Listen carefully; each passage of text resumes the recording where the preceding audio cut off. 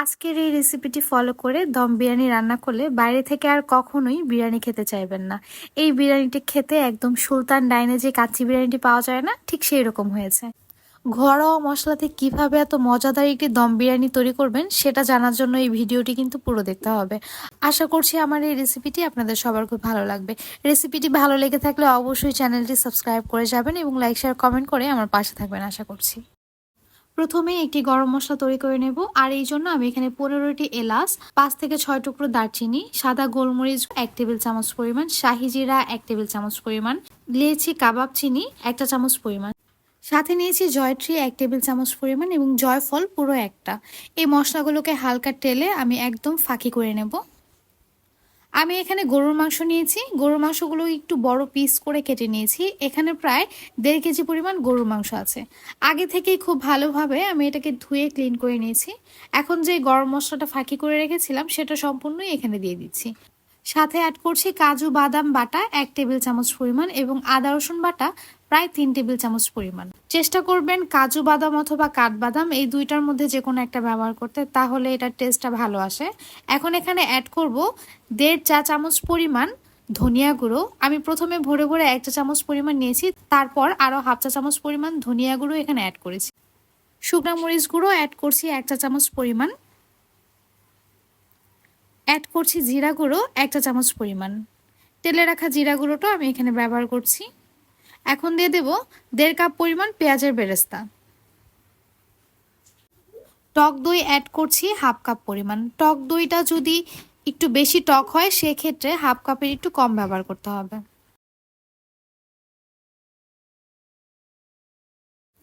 Add করব গুঁড়ো দুধ। আমি এখানে প্রায় 3 টেবিল চামচ পরিমাণ গুঁড়া দুধ ব্যবহার করছি। আমার মনে হয়েছে মরিচ গুঁড়োটা একটু কম হয়েছে, সেজন্য আমি এখানে আরও 1 চা চামচ শুকনো মরিচ গুঁড়া অ্যাড করছি। এখন যেই তেলে আমি বেরেস্তা করেছি সেই তেলটা পুরোটা এখানে ব্যবহার করছি। 1 কাপের বেশি তেল আছে এখানে। অ্যাড করছি পরিমাণ মতো লবণ।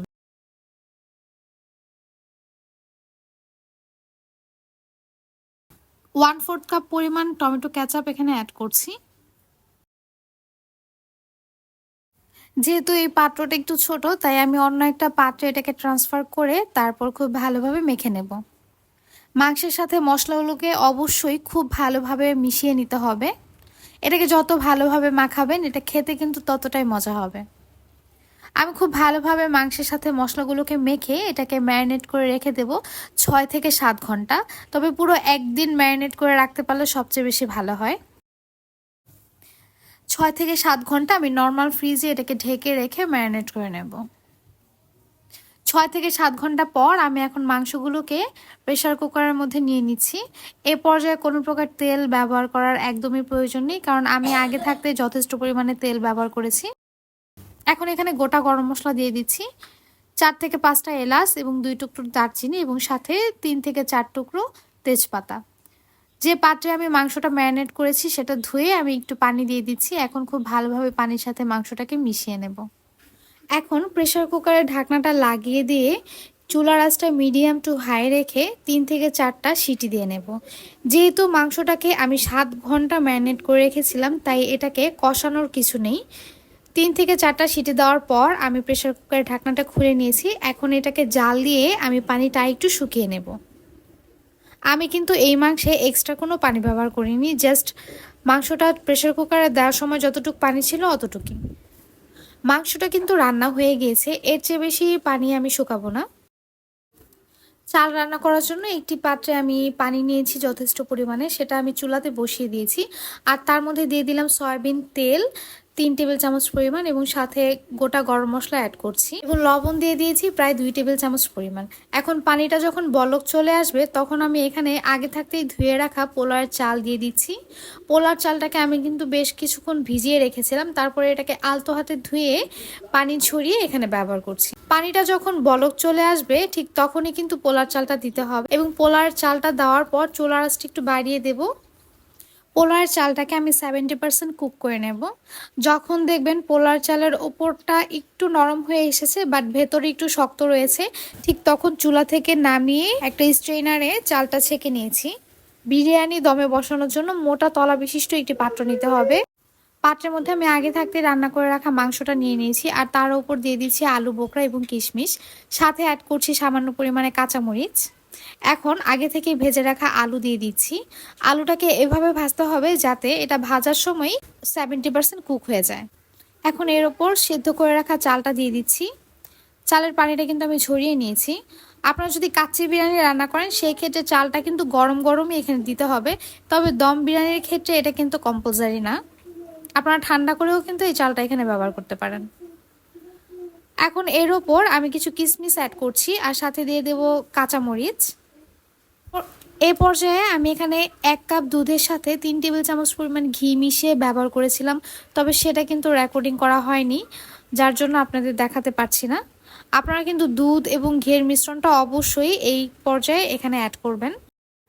বিরিয়ানিতে যাতে সুন্দর একটি কালার আসে এই জন্য আমি এখানে সামান্য পরিমাণে ফুড কালার ব্যবহার করছি। পাতিলের ঢাকনাটাকে আটার ব্যাটার দিয়ে খুব ভালোভাবে সিল করে দিয়েছি, যাতে করে ভেতর থেকে তাপ একদমই বের হতে না পারে। আর পাতিলটাকে আমি একটি তাওয়ার উপর এভাবে বসিয়ে দিয়েছি। প্রথমে চুলার আঁচটা হাই হিটে দিয়ে 10 মিনিট রান্না করে নিয়েছি। তারপর চুলার আঁচটা একদম কমে রেখে আমি এটাকে দমে বসিয়ে রান্না করে নেব পুরো 50 মিনিট। ঘড়ি ধরে পুরো 50 মিনিট রান্না করার পর আমি এখন ঢাকনাটা খুলে নেব।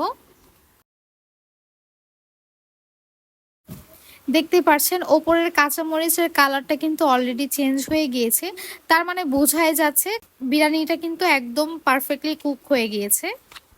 আর বিরিয়ানির চালটা কতটা পারফেক্টলি কুক হয়েছে দেখুন, একদম নরম হয়ে গিয়েছে, তবে একদম ঝরঝরাও কিন্তু রয়েছে। আমার এই রেসিপিটি ফলো করে যদি আপনারা বাসায় একবার বিরিয়ানি তৈরি করেন, তাহলে আপনাদের বাসার কেউ আর বাইরে যেয়ে কখনো কাচ্চি বিরিয়ানি খেতে চাইবেন না, এটা কিন্তু গ্যারান্টি দিয়ে বলতে পারি। আর বিরিয়ানিটা দেখে কিন্তু বোঝা যাচ্ছে এটা খেতে কতটা মজা হয়েছে। আশা করছি আমার রেসিপিটি আপনাদের সবার খুব ভালো লেগেছে। আর রেসিপিগুলো যদি ভালো লেগে থাকে তাহলে প্লিজ আমার চ্যানেলটি সাবস্ক্রাইব করে যাবেন, এবং যারা ফেসবুক থেকে দেখছেন তারা প্লিজ আমার পেজটি ফলো করে আমার পাশে থাকবেন। আজ এই পর্যন্তই, আবার চলে আসবো নতুন কোনো রেসিপি নিয়ে। আল্লাহ হাফেজ।